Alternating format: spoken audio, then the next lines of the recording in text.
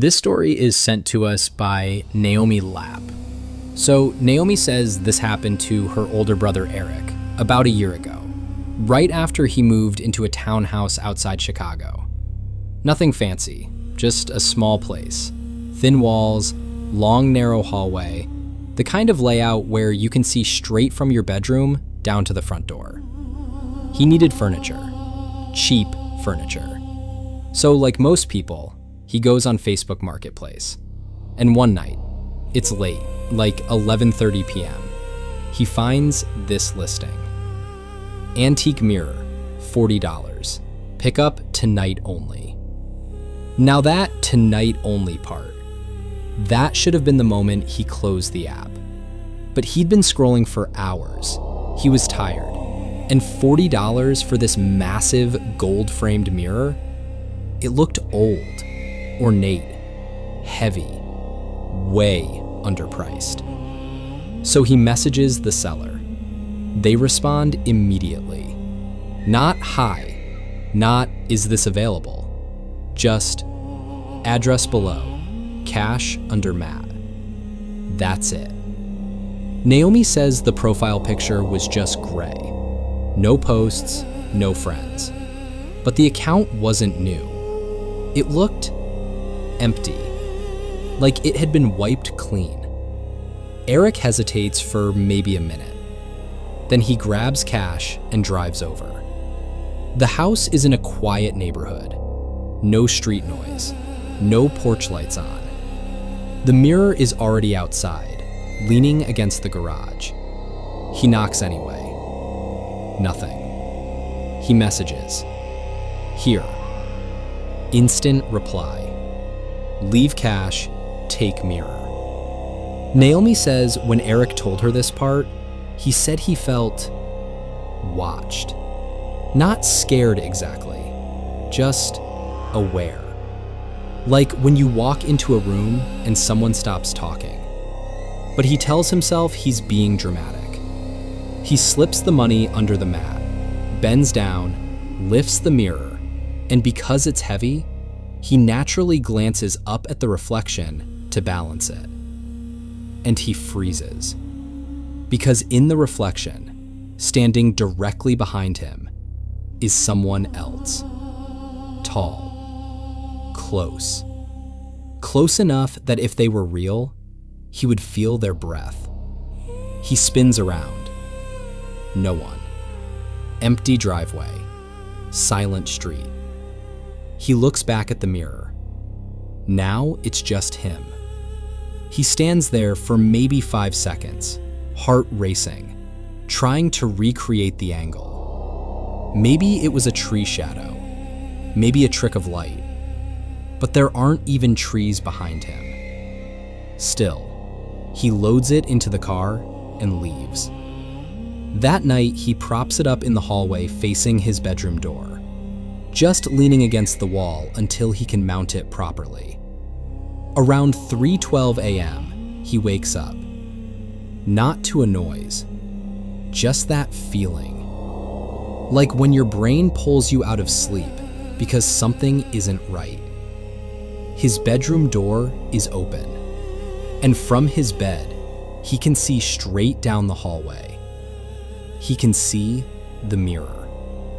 And in the mirror, he can see himself, standing in front of it. Naomi says this is the part where Eric started shaking when he told her. Because he's in bed. He can feel the sheets. He can feel the pillow under his head. But in the reflection, he's standing in the hallway, still, facing the mirror. And then, slowly, the reflection tilts its head, just slightly, like it's studying something. Eric tries to move. He can't.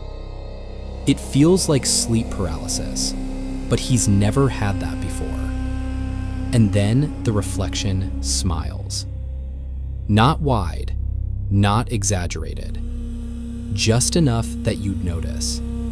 And then it steps sideways, out of frame. but the hallway outside his room is still completely empty. A second later, he jolts upright, fully awake. He runs into the hallway. No one there. The mirror is exactly where he left it. He checks the locks, windows, closets. Nothing. The next morning, he decides he's getting rid of it. Doesn't care about the $40. He opens Facebook to message the seller. The entire conversation is gone. Not deleted on his end, just never existed. He checks the address on Google Maps. The house is there, but when he drives back that afternoon, there's no garage, no long driveway, just a small fenced yard and a single front door. He knocks. An older woman answers. She says she's lived there for over 20 years, never sold a mirror, never used Facebook. Eric goes home in a panic. The mirror is still in the hallway. That night, he throws a blanket over it. At exactly 3:12 a.m., he wakes up again, and this time, he hears something. Not footsteps, not breathing. Fabric, sliding, across hardwood, slow. He doesn't get out of bed. He doesn't check, because he already knows. Whatever he saw in that reflection the first night wasn't copying him. It was learning how to be him. This story is sent to us by Robert Lamb from the Philippines. Robert says this happened to him in 2014 when he was working as a deckhand on a small commercial fishing boat. Now, this wasn't some massive cargo ship. This was a 30-foot wooden vessel, old diesel engine, 5-man crew. The kind of boat where if something goes wrong, there's no one coming for you. They would head out before sunset and fish through the night. Robert says the sea at night in the Philippines is different. It's warm, calm sometimes, but it feels endless. No landmarks, no light except the moon and whatever your boat carries. On this particular trip, they were about 3 hours offshore. No other boats visible, just open water. Around 1:40 a.m., the engine started acting strange. Not dying, just fluctuating, like someone was lightly tapping the throttle. The captain thought maybe debris hit the propeller, so he cut the engine. And that's when everything went quiet. If you've never been in open water with the engine off, Robert says it's something you don't forget. The silence is heavy. You hear the hull creak, the water slapping, your own breathing. They grabbed flashlights and checked the back of the boat. Nothing tangled in the propeller, nothing in the water. But one of the crew members, a guy named Tomas, says quietly, "Did you hear that?" They all stop. At first, it sounds like water shifting. Then they hear it clearly. Knocking. Not random. 3 knocks from underneath the boat. They all look at each other. No one says anything for a few seconds. Then it happens again. 3 knocks, solid, like knuckles on wood. Now here's the part Robert swears on. The sea was calm.